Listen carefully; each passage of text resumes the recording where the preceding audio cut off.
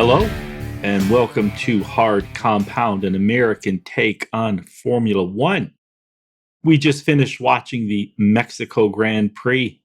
Lovely Mexico City, nearly 400,000 in attendance over the weekend. It was a fun race, fun qualifying, some surprises, some big surprises, a lot of drama.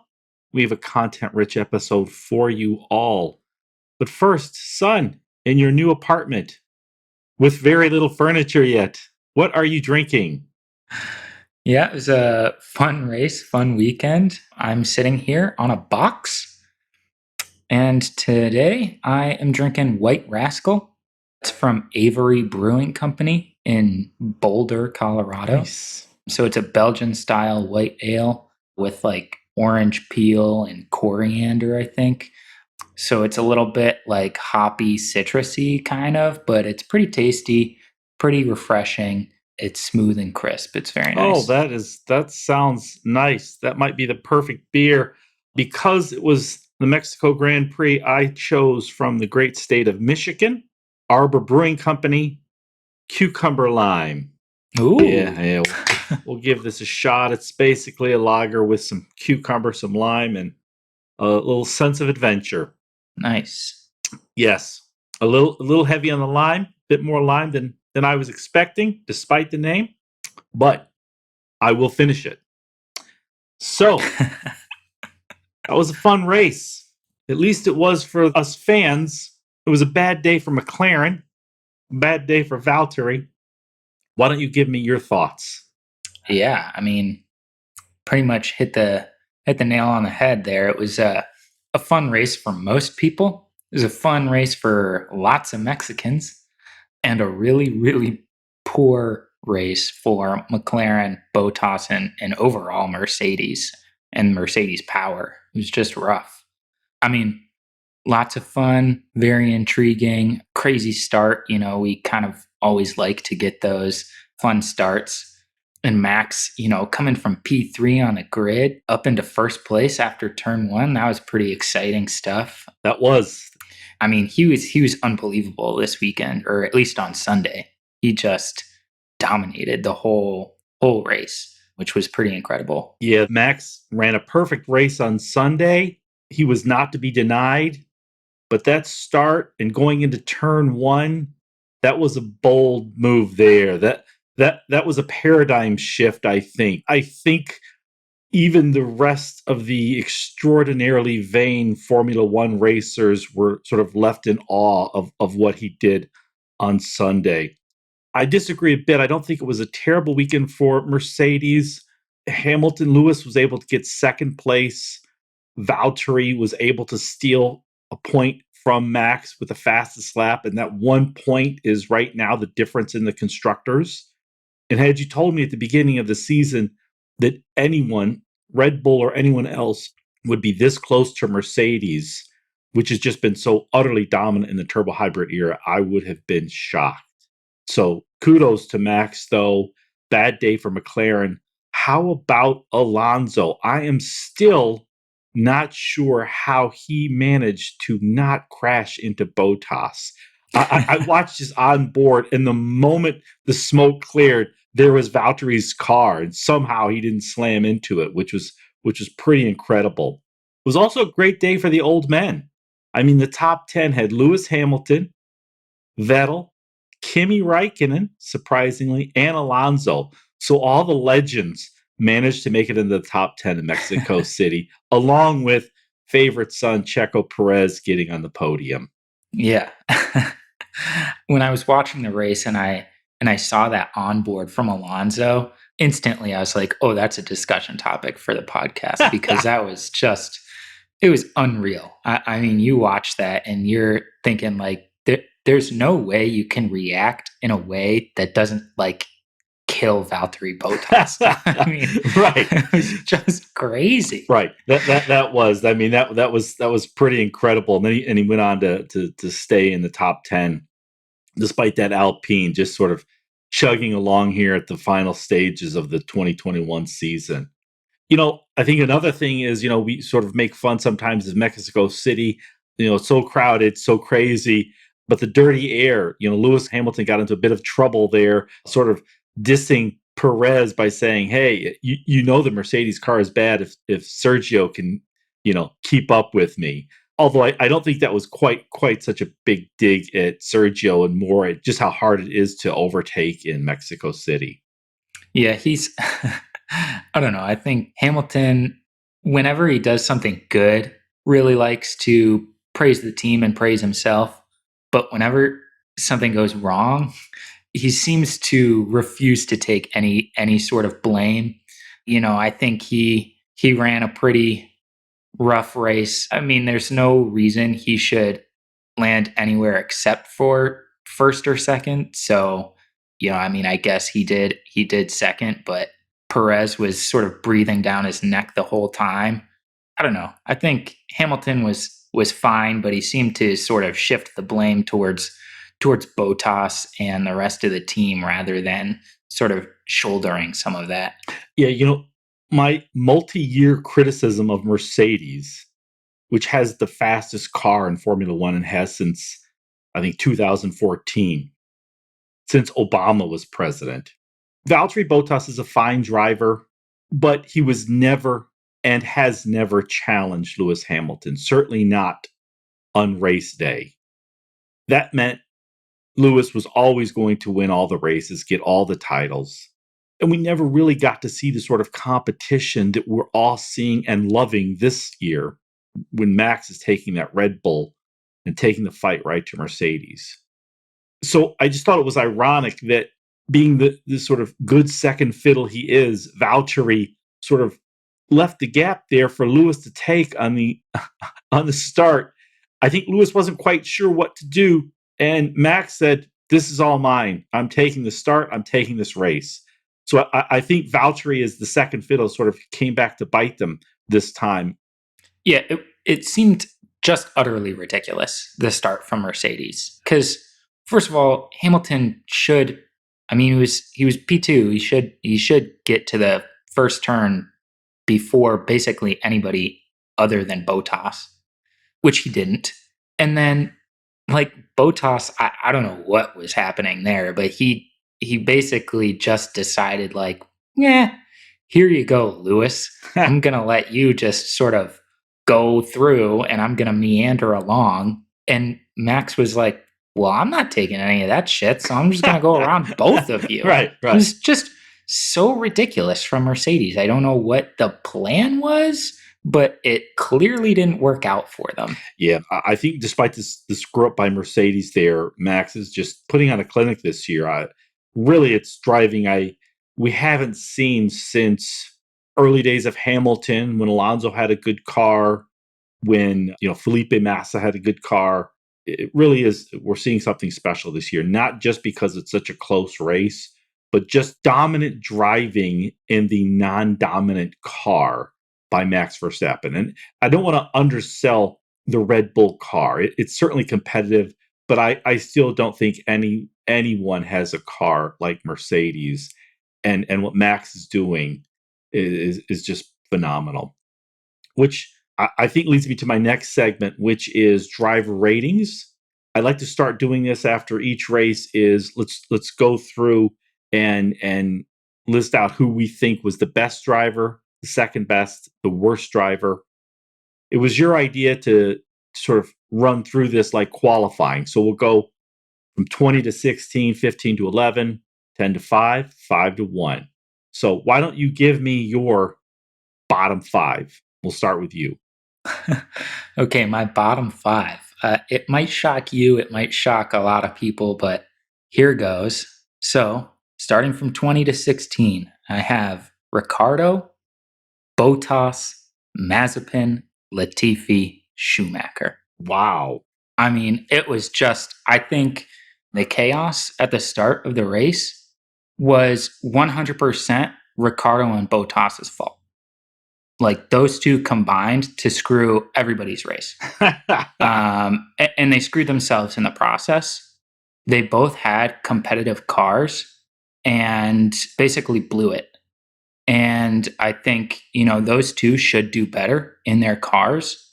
and they were so woeful that I had to put them as the bottom two drivers of the day. Wow. I'm surprised. That shocks me a little bit. For me, I think the worst driver of the race of the weekend overall, Lance Stroll. Normally he's fine. He's usually in the back of the pack, but he was terrible in qualifying. Had a poor race. With a car that could come in the top 10. Seb Vettel came in the top 10 in the Aston Martin. I just think overall he had a bad weekend. Next, I'm going to go with Yuki. Yuki may have messed up qualifying for both Perez and Max, the Red Bull cars. His sort of teammates, there was a lot of hand wringing over that. He then got taken out on the first lap. So I think Yuki would be my number 19. Then Schumacher, Mazepin, Latifi. Some unfortunate happenstance. Schumacher got taken out. Mazepin and Latifi were sort of lost through most of the race. Just did nothing. So that's my bottom 5. All right, next round. You're 15 to 11. Who do you got? My 15 to 11. All right. So 15, I agree with you on Lance Stroll. He's my 15th place. He just had a really poor weekend. Lance Stroll to me is a very interesting driver because his dad is kind of the owner of that team, but he's a very up and down driver. And this weekend he was very much down. It was not good. But then I have Russell. I don't think he performed very well this weekend. Since getting that Mercedes spot, he's done a couple of really incredible things in the Williams, and then has just the last couple of weeks or races, he's just seemed to kind of lose his way a little bit. Like he's not as interested in the rest of this season as he is for next season. Then I have Yuki. Like you said, he had a tough time this weekend. Ocon and Giovinazzi. Okay, yeah, those are good. We're sort of more close there in that middle there, the back. For me, Russell, just not a good race, not a good weekend. It was sort of like the Williams of 2020. Ocon, didn't get anything out of that Alpine. Alonso managed to get into the top 10. Ricardo, I'm a little surprised you had him as the worst. That incident with Bottas, that was a tough one. I think it was Ricardo's fault, but everyone's jockeying for position. Bottas was sort of leaving it up to Lewis and Max to take the lead. And I think Ricardo may have overestimated some stuff, but I think it was a little bit better than what you suggested. Then Norris, his teammate, all around bad weekend for McLaren. They're now 13 and a half back of Ferrari. And then Bottas, terrible race for Bottas. He had great qualifying. He had the pole, but I didn't have him as far back as you. He did manage to stay in the race despite the accident. He did manage to steal that point away for fastest lap. Sometimes you get hit. There's nothing much you can do. So that's my 15 through 11. Now, your 10 through 5, what do you got? Yeah, 10 through 5 is we're getting into some of the guys who maybe aren't in the best cars, but ran a pretty solid race.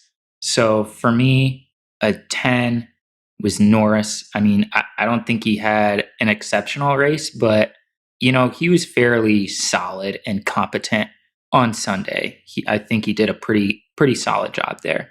Then I had Alonso, Kimi, and Vettel. Those three I think are kind of interchangeable, but for me, I think Vettel was really pushing the pace of that pack, so he ended up higher than the other two. And then Kimi was just higher than Alonso because I think the Alpha is not as good of a car as the Alpine. Right. And then for 6th place, I had Charles Leclerc. Okay, nice. Yeah, I'm sort of with you there with Kimi. The fact that he got that Alpha into the top 10. I know there were some penalties there for this race, some grid penalties. I know there was the accident, but another solid drive. Kimi always puts in a good day's work. He always brings the best he can. My main criticism of Vettel, man's won four championships. Everybody seems to like him. I don't know. These last few years, though, I'm just not sure he brings his best. These old guys like Alonso, Kimi, they do everything they can. Vettel, I'm not so sure. Having said that, my 10 through 6, Giovinazzi, dude, I just don't know what more he can do. He's not in a great car. His teammate is Kimi Räikkönen, former champion. He may be out of F1 after this season, but I thought he had a fine race. Then Vettel, then Alonso, then Kimi, then Carlos Sainz. I think my Leclerc and Sainz could be interchangeable, and I think Ferrari thinks the same. So that's my 10 through 6. Now we get to who did the best. Who was the best drivers this weekend in Mexico City? Give me your 5 through 1. Yeah, so 5 through 1, I'm with you. Leclerc and Sainz can kind of be interchangeable. So I had Leclerc 6, Sainz 5. Yeah. I just think Sainz qualified better and then got caught up in the mess, whereas Leclerc was able to kind of navigate his way through since he was a little bit further back. But they ended up being, 5 and 6 in the race. So I think they're both very deserving of kind of those positions in our rankings. So Sainz 5, then I had Hamilton at 4, Checo Perez at 3. Nice. And then naturally, the two Honda-powered men, Gasly and Max, at 2 and 1. They both ran incredible races. I mean, Max was flawless, obviously won the race, definitely deserving of the top spot. But I don't think Gasly is far behind. I mean, he put that AlphaTauri again on P4. I mean, it's been pretty unreal what he's been able to do in that car this season. I mean, he's pretty much single-handedly gotten AlphaTauri level on points in the Constructors' Championship with Alpine at P5 in the Constructors' Championship. I mean, it's pretty remarkable what he's been able to accomplish. And this weekend was no different. Yeah, I'm glad you said that because Max has put on such an incredible race. There was the Bottas accident for Mercedes. Everybody wanted to see Perez, beloved in his home country of Mexico, get on the podium. He did. So I think not enough folks are talking about what Gasly has done, both in Mexico City, getting to P4, like you said, and just this year. I mean, you're right. I think it's 105 points, but there's no reason, especially with Yuki in his first year and having so many problems, there's no way that Alpha should be up there with Alpine. But because of Gasly, they've got the same points. They're tied in the constructors. It's just amazing what he's doing. Since Max and Checo are going to be back with Red Bull next year, it's somewhat unfair that Gasly's in the Red Bull B team, the AlphaTauri. I'm not sure where he may wind up, but the man certainly deserves to be in F1. So my 5 through 1, Leclerc, did a great job. He's been doing fine all year. Then I have Perez, then Lewis. I thought Lewis, he ran a solid race. I got to give it to him. Gasly number 2, then Max. Max was just flawless. Max took the bold move at the start. So I think we're close on a lot of them, though I think you've got that controversy there with putting Ricardo and Bottas at the very end.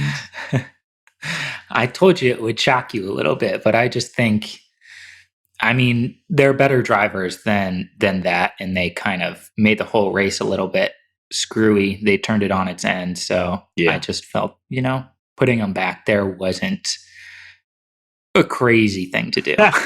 Yeah, but for us fans, it was fun to see. Yeah.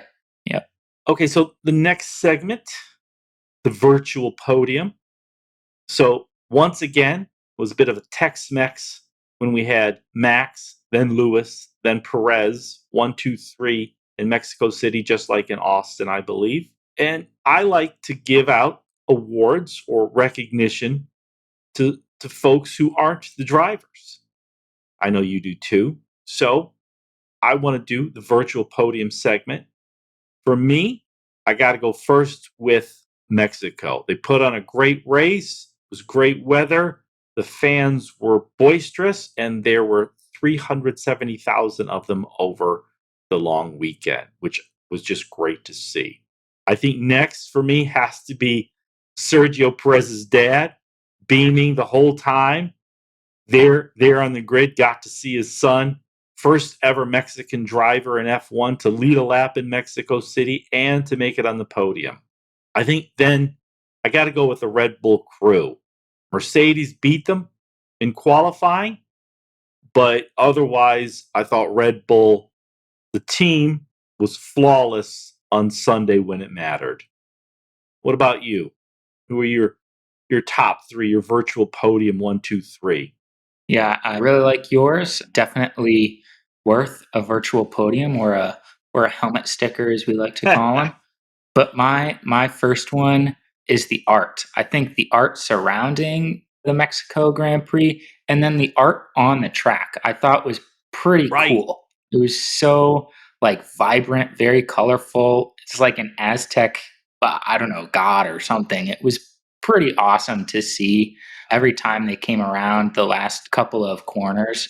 You got to see that. It was a pretty cool sort of mural or painting or whatever they had done on there was very cool. It was. That's a good one. Then my next one, it also is related to Checo's dad. I think Charles Leclerc sent a message to Sergio Perez and was kind of just talking about how awesome it was to see his dad embrace him the way he did after the race at his home Grand Prix, and he was just saying how much it would mean to him, how special it would be if his dad was able to be there for a race like that for him. So I thought that was a cool moment as well. And then my last one, I don't know if you saw this, but Checo Perez was wearing like a mariachi race suit. So he looked like he was in a mariachi band. I don't know. It made me laugh. It was a pretty cool thing that he did. I did see that. I'd forgotten about that. That's a good one. Funny. Yeah. Well, we're nearing the end of the season. I think there's only 4 more races to go. We're in 3 races in a row, from Texas to Mexico City. And then this next weekend is Brazil. I'm sure the teams are tired, worn down. I know I am. So this week, instead of a discussion on money and technology, I want to jump right to the across the line segment. Now, that is where you and I go through and make our selections for the top 5, who we think will come in 1, 2, 3, 4, and 5. But once one of us makes a choice, that driver is now off. He is not available to either of us anymore, or to the other person, I should say. So, for Brazil, a track that many think might favor Red Bull, although Toto Wolff has been casting some doubt on that. He's suggesting that Mercedes is going to bring it. Don't count them out. Why don't you start? Who do you think is going to come in first in Brazil? Sure. Sounds good. And just for a little bit of context for any listeners, we, going into the last 4 races of the season, are level on points at 16. So neither one of us has done very well in this, but it's a heated battle right to the end. So Nice. I'm glad you're keeping track. yes. So my first pick, he seems to always do very well. He's been on a roll lately. I think he's going to win the championship. I have to pick Max Verstappen. Oh, yeah. I mean, that's Max is at another level right now. When you're driving so well that Lewis Hamilton, Fernando Alonso, Kimi Räikkönen are saying, how the hell is he doing that? you know something special is happening. Yeah. Okay, so you took Max. I get now first, second. I think first, then Max off the table. I'm going to go with Lewis Hamilton. How about that? Number 2, Total Wolf talking some smack. That sort of clues me in. Plus, I know he's looking for redemption. I'm going with Valtteri Bottas. Ooh, Mercedes 1-2 finish. Okay, interesting. We've only had one 1-2 finish this season. It was McLaren. So you're looking for a Mercedes. There we go. Interesting. It's pretty amazing that McLaren has had the only 1-2 finish this year. Yeah, it definitely is. But to keep it level, you know what? I'm going to go for my own 1-2 finish. I'll take Perez, second step on the podium. Nice. Yeah. And then I guess I get the third pick. This one's interesting.